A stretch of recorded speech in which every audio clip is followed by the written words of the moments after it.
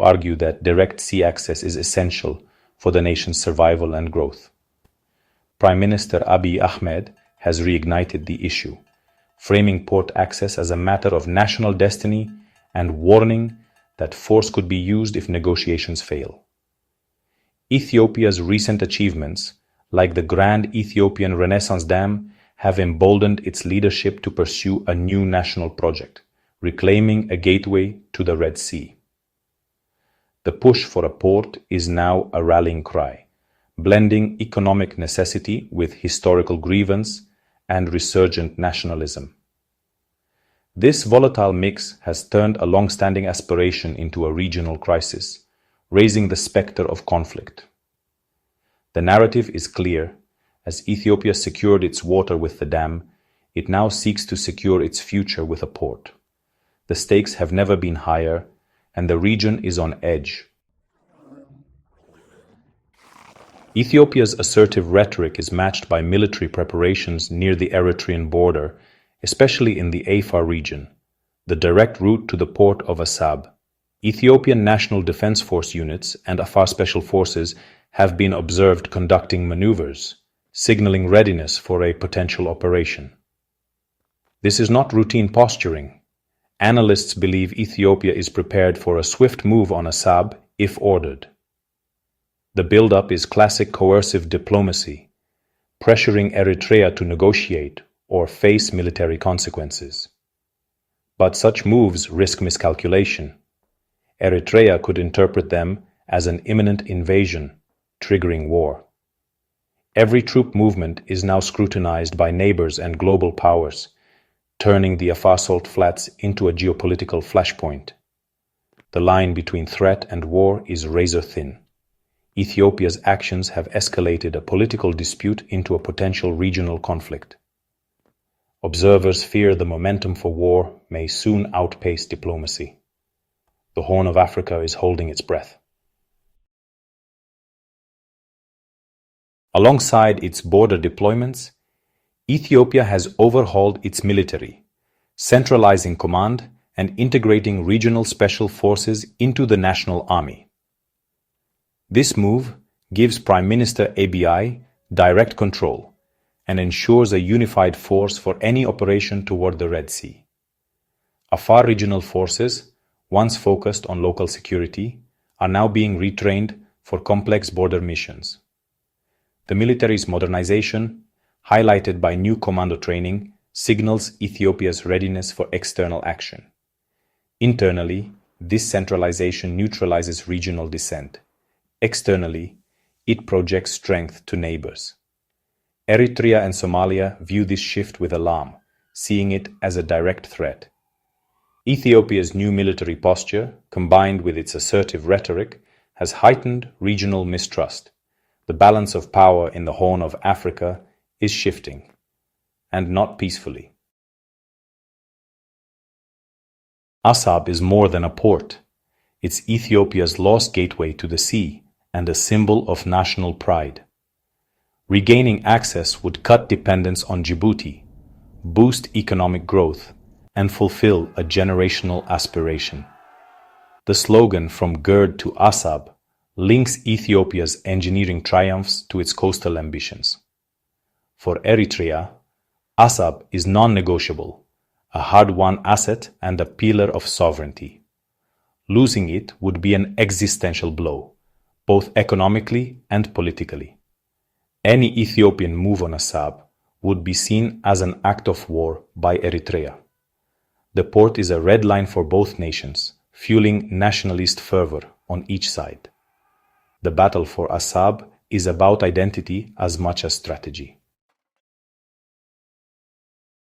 Eritrea, under President Isaias Afwerki, has responded to Ethiopia's threats with a massive military buildup along the southern border and coast.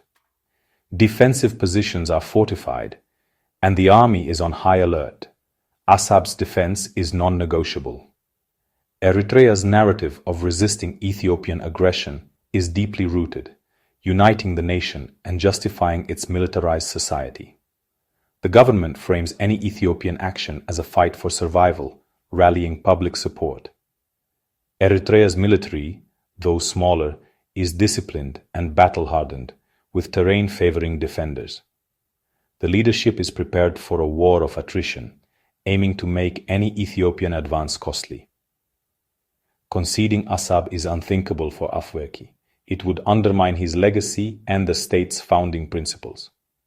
Eritrea's stance is absolute. Any attempt to seize Assab will trigger all-out war. There is no room for negotiation on sovereignty. The region faces the prospect of a devastating conflict. A war over Assab would reverberate far beyond Ethiopia and Eritrea, threatening the Red Sea, a vital artery for global trade. Disruption near the Bab el-Mandeb Strait could spike shipping costs and destabilize international markets. Regional powers like the UAE and Saudi Arabia, with investments and security interests in the area, are alarmed and pushing for de-escalation. China and the US also have major stakes, with military bases and strategic interests at risk. A conflict could empower extremist groups, trigger humanitarian crises, and force costly interventions.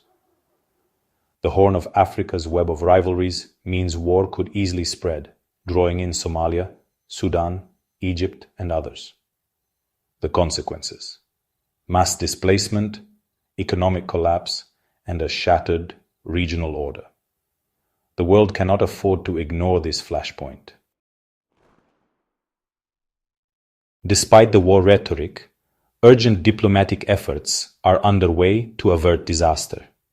African and Arab mediators are seeking a compromise that meets Ethiopia's needs without violating Eritrea's sovereignty.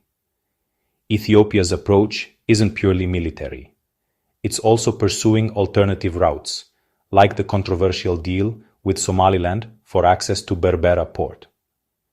This agreement, however, has angered Somalia, which sees it as a violation of its territory, escalating tensions further.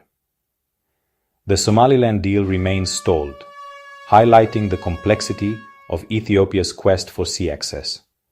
Every solution seems to spark new conflicts, deepening the regional crisis. The balance between military threats and diplomatic overtures is precarious. The international community hopes for a negotiated settlement before war becomes inevitable. The clock is ticking for peace. Alongside military moves, a fierce information war rages online, fueling nationalism and hardening public opinion. AI-generated propaganda and doctored videos flood Ethiopian social media, depicting triumphant warships in Assab and stoking calls for action. Disinformation blurs fact and fiction, making peaceful compromise appear as betrayal. Both Ethiopian and Eritrean actors use digital campaigns to demonize the other and escalate tensions. The result: a domestic climate where war seems inevitable and moderation is silenced. Leaders are boxed in by their own rhetoric, with public opinion demanding confrontation. The digital battlefield is as critical as the physical one, shaping perceptions and decisions. Propaganda accelerates the march to war, narrowing the space for diplomacy. The fog of information is thickening before a single shot is fired. As of October 19, 2025, the Horn of Africa stands at a dangerous crossroads. Ethiopia's military is poised, but no shots have been fired.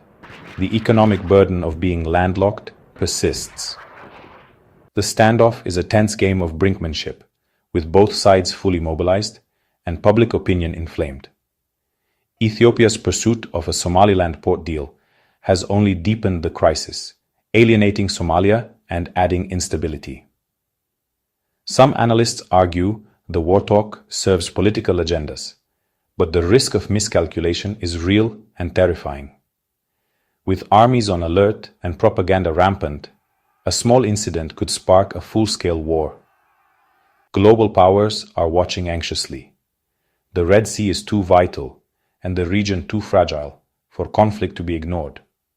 The potential for humanitarian disaster and economic shock is immense. Diplomatic efforts continue, but time is running out. The fate of the Horn of Africa hangs in the balance, teetering between war and a last chance for peace.